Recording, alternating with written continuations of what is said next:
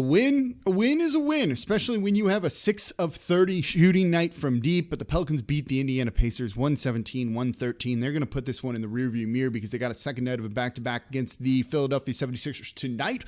But let's talk about this victory in today's episode of Locked On Pelicans. Let's go.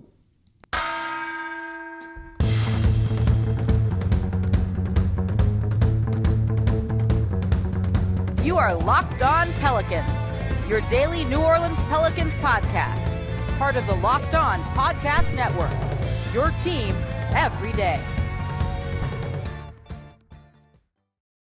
Welcome to another edition of Locked On Pelicans, the daily podcast covering your favorite team, the New Orleans Pelicans at NBA, part of the Locked On Podcast Network, your team every day, available wherever you get your podcasts and available on YouTube as well. I'm your host, Pelicans Insider, credential member of the media, Jake Madison, at NOLA Jake on Twitter, here with y'all on this Tuesday, back to the regular schedule. The show's out basically right after the game. Again, thank you for bearing with me the past week, but I'm feeling significantly better. And you know what? We're all feeling good because the Pelicans get a win 117-113 over the Indiana Pacers. Weird game, weird just kind of slugfest between two really short-handed teams, but a win is the most important thing, and that's because the Pelicans have a game against Philly tonight. That is 20 hours after their last one, where they're getting on a plane after this one because the game was rescheduled due to COVID because of the Philadelphia 76ers, not because of the Pelicans. Even though Philly was off on Monday, they're off on Wednesday, but they do get the Lakers on TNT Thursday. Seems like the league is trying to keep them fresh for a better national TV game, even though it was the Philadelphia 76ers' fault that this ended up being the way that it was. It is what it is. So thank you for making Locked On Pelicans your first listen every single day. We're free and available on all platforms 5 days a week. No one else coming to you like this after big wins that are weird. And we're going to break this one down over the Indiana Pacers. Again, 117-113. So the Pelicans weren't just playing against, the Pelicans were shorthanded. No Brandon Ingram in this one. And they were playing against not just the shorthanded Indiana Pacers, but also themselves. Right? I think it's safe to say this is not a good three-point shooting team. We can come in and we can go, yeah, this team is not good from three. 6 of 30, 20%. Only 2 players made a three in this one. Josh Hart hit one late in the third quarter, and then Devonte Graham was 5 of 9. Those were the total threes that they made. Garrett Temple didn't hit one. Herb Jones, nope. Valanciunas didn't even take one. Jackson Hayes, nope. Nikhil, 0 for 5. Jose Alvarado, 0 for 2. Gary Clark, 0 for 2. 2 guys made a three. Zion coming back ain't going to fix that. These are open looks that they're just missing because maybe they're not good three-point shooters. I think it's safe to say that with this team. And it's rough, especially when you have the other team get hot from three, right? Because the Pelicans would not close out. The Indiana Pacers went 19 of 46 from three. 41.3%, more than doubled the percentage there, right? But the Pelicans still won, and because they knew how to win other aspects of the game. The Pelicans outscored the Pacers by 32 points in the paint, 64-32. They realized they had the advantage with Jonas Valanciunas there, and they kept trying to get him the ball, which forced a lot of defensive rotations and foul trouble too for the Indiana Pacers. That was a smart piece of strategy. The Pelicans went to the line 31 times in this one. They also made 29 of those. That's an excellent number, and using your strength and getting a win with it. They also out-rebounded the shorter Indiana Pacers team. That's a big part of it, right? Pummeling them on the glass overall, I think, is a really important thing, particularly in terms of offensive boards. Grabbing second chance points and scoring those second chance points was a really important thing by this team to keep things going. And then you have them at the free throw line. You also won the turnover battle too. Those are a lot of ways that you're going to win the game. The Pelicans had 15 second chance points in this one. So it's smart play and good execution down the stretch, right? They got timely stops. They knew who to get the ball to late in the game, Valanciunas among others, to go get them a bucket, along with Devonte Graham, who plays some of his best basketball in the fourth quarter. And that's why they won. They did a lot to probably lose this game, right? Herb Jones made a bunch of rookie mistakes gambling on the defensive side of the ball in crunch time in this one. But they made just enough plays and won the areas of the game that they were capable of winning, right? Like, they didn't keep trying to outshoot the Indiana Pacers. This wasn't a Pelicans team that took 45 threes or anything like that. They just realized that they weren't going to do it that way, and so tried to do it other ways. That's smart, right? That's a well-coached team to a degree, knowing how you've got to get this victory. Don't try and shoot yourself out of it. Try and do it other ways. Despite guys like, Nikhil having an up and down game and nearly throwing it away at times. But they knew what they needed to do to win. They went out and they did it. And, that says something. Again, this is not a confidence-inspiring victory, though it was a next man up mentality victory, and pretty much everyone contributed in some way towards this victory. Even Garrett Temple, who got the start in place of Brandon Ingram, he actually wasn't terrible in this game. It wasn't amazing. It wasn't terrible in this game. And so, I think that's a team that gets a victory and moves on. But let's talk about some of the individual play coming up, because look, they don't have time to think about this one because they got to focus on the Philadelphia 76ers as they're playing them in 12 hours from when you're probably listening to this or something like that. It's just such a quick turnaround from a place in the Northeast that they literally just were. This is dumb. What can you do? It just kind of is the situation. So let's get into some individual performances. Let's talk about Devonte Graham, Nikhil Alexander-Walker coming up here next in today's episode of Locked On Pelicans. Today's episode of Locked On Pelicans is brought to you by PrizePicks. Pelicans fans, you've been hearing me tell you about PrizePicks for months. Have you signed up yet? And if you haven't, now is the perfect time. For a limited time, PrizePicks has an exclusive no-brainer of an offer for all of our listeners. Anyone who signs up gets $50 for free, and if a player in your first PrizePick entry scores a single point and you use promo code NBA, that's right, this is an exclusive offer just for Locked On fans who use promo code NBA, you're going to get $50 free if a player in your first PrizePick entry scores a single point. PrizePicks is the best NBA DFS prop game on the market, and they offer more NBA props than any other DFS prop operator and offers all the superstar players as well as bench players only recording a handful of minutes each game.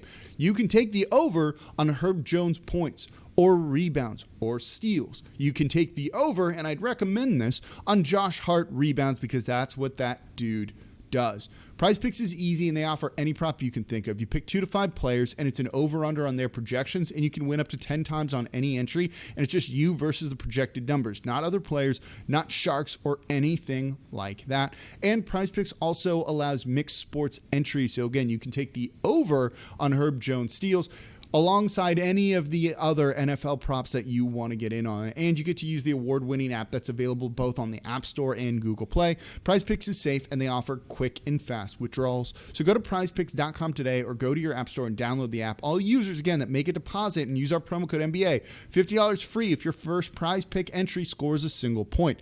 Again, that's all you have to do is use our promo code NBA, and you're going to get $50 free if your PrizePick entry scores a single point. PrizePicks is daily fantasy made easy. All right, thank you for making Locked On Pelicans your first listen every single day. We're free and available on all platforms 5 days a week, Monday through Friday for y'all, breaking down everything you want to know about this team. And now the NBA trade deadline is Thursday, February 10th at 3 p.m. Eastern, and Locked On NBA will be covering it live from 2 to 4 p.m. Eastern. Join Kim Becker, John Krause, Locked On Fantasy Basketball host Josh Lloyd, and NBA veteran Antonio Daniels, who's part of Locked On, and get analysis of every blockbuster move. Subscribe to Locked On NBA YouTube and turn your notifications on so you know when they go live. All right, we're talking about the Pelicans win over the Indiana Pacers 117-113. Weird one where, man, to get a win when you shoot like that, just take it and move on, right? But the Pelicans did well enough in this, and they had guys who really contributed. Devonte Graham being one of them. 25 points from him on the night, 3 rebounds, 6 assists, just 1 turnover. I liked what he was doing early on. Before his three-point shot was really falling in this one, he was intent to contribute in other ways. Yeah, he's 5 of 9 from 3, but he also started to get into the lane right? He was 8 of 14 overall. So he was trying to score at the rim. He was trying to score with mid-range and just do anything else to keep kind of the forward momentum from this team. And I've said it before, right? Good things happen when Pelicans guards play downhill. That's a really important thing for them to do. And we're about to talk about Nikhil with this, right? Good things happen. 6 assists for Devonte Graham is a very good number. You want to see that out of him. You needed to see something like that out of him on a night like this, creating for others when offense wasn't always the easiest thing. But the Pelicans did well in the half court. They executed well like that. And a big part of that was because of Devonte Graham playing downhill, driving, trying to score, and then, of course, hitting just big shots in the fourth. This is what this dude does. He's frustrating at times. He has games where he's going to maybe give you nothing, and then he has a game like this where they easily lose without him. You know, he was good in this one. I have no complaints really about his game whatsoever for the most part, other than some defensive miscues, but I don't expect him to be good on that side of the ball. Nikhil's a different story. He had moments where he looked really good. 14 points on the night, 6 assists for him, 3 rebounds, very similar numbers, right, to Devonte Graham. 6 of 6 from the free throw line, too. He hasn't gone to the line more than 4 times since mid-December. But he was 4 of 13 and 0 for 5 from 3. To his credit, early on, he was really playing downhill and trying to score and not taking contested step-back threes and early in the shot clock threes.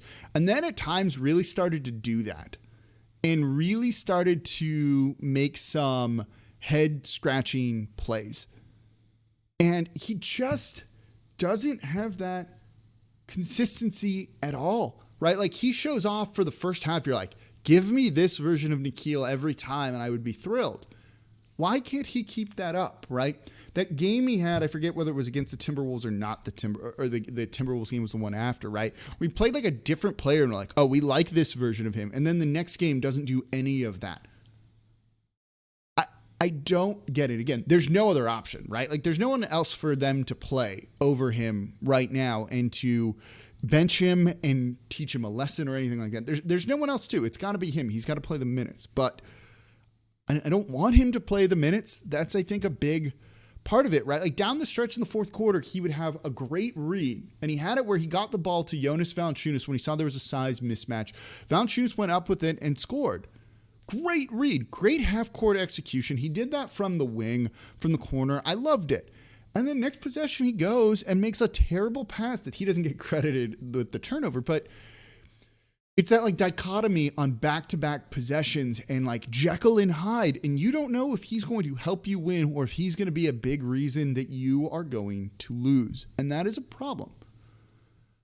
You know, again, going forward, if you're looking at who's part of this team when Zion's back and when you're really trying to kind of build a contender, like, he can't be on it, right? Like, you can't have a guy like this. Like, the Lakers would take him because the Lakers need any sort of talent right now. But if you were to look at any like true contender, they wouldn't be playing this dude because the self-sabotage and the bad play and you know, you think he's going to do one thing and he does not. And it is such a problem. Like, we were set after the first half to have a like, look at Nikhil. He was so good.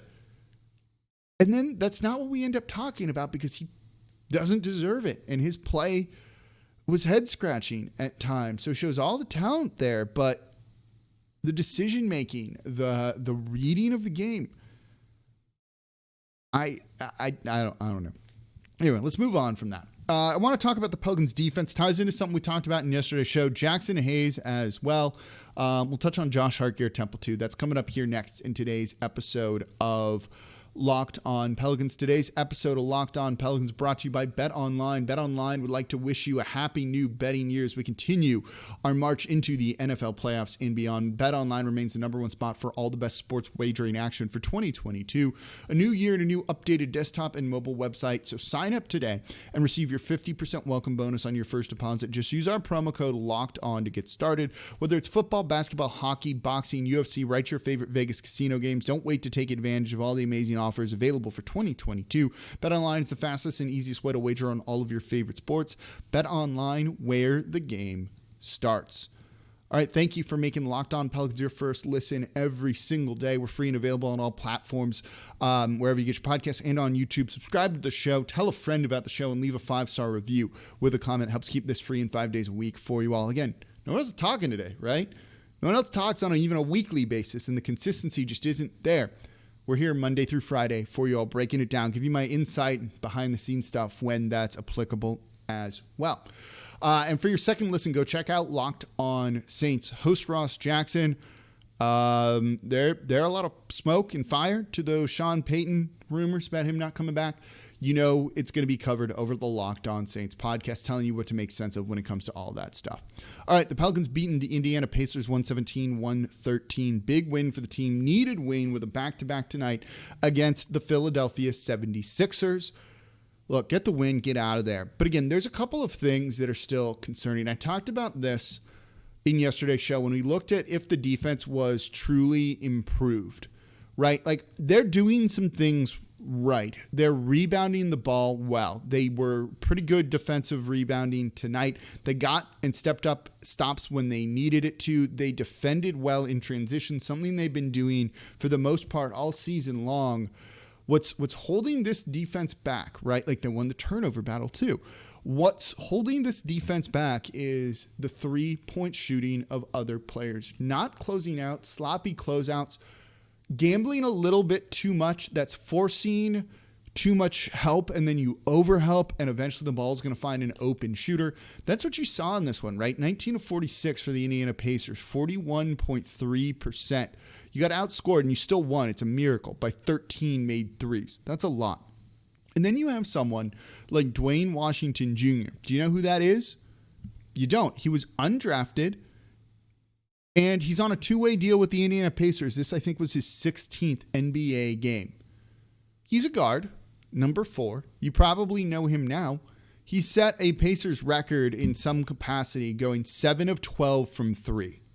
That guy, who's on a 2-way deal and a nobody in the NBA, scored 21 points and was the team high for the Indiana Pacers by going 7 of 12 from 3.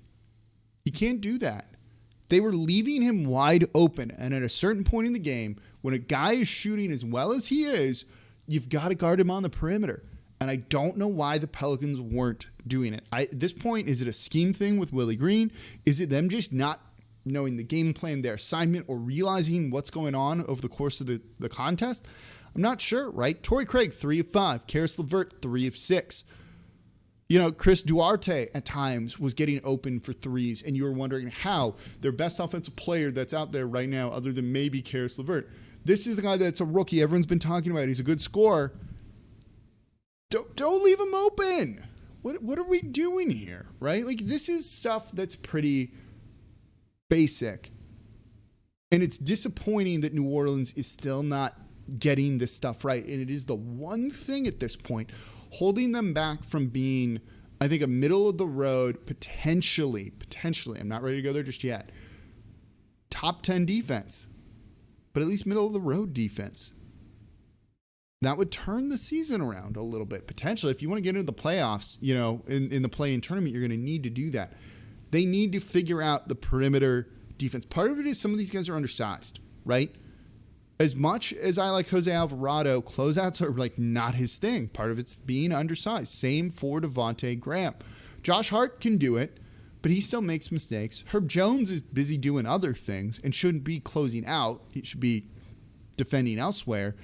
You know, Garrett Temple got burned a number of different times this way, and he wasn't bad in this game, right? 14 points, stepped up as a starter, was at times making the right play and read. Overall, not great, but I don't want to just slam on him in this one.